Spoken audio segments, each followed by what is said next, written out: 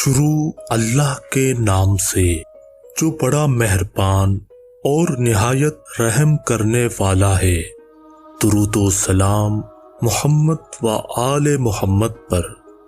علم و الہام چینل کے معزز ناظرین، السلام علیکم۔ ناظرین محترم، حبیب خدا سردار انبیاء حضرت محمد مصطفیٰ صلی اللہ علیہ وآلہ وسلم نے ارشاد فرمایا کہ آسمانوں کے دروازے 4 موقعوں پر کھولے جاتے ہیں۔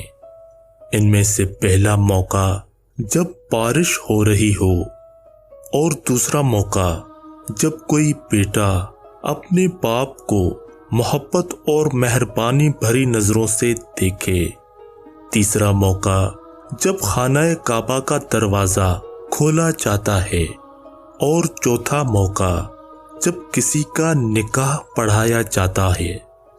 ناظرین، اس حدیث مبارکہ میں آسمان کے دروازے کھولے جانے سے مراد لوگوں پر اللہ تعالیٰ کی رحمت خاص کا نزول ہونا ہے۔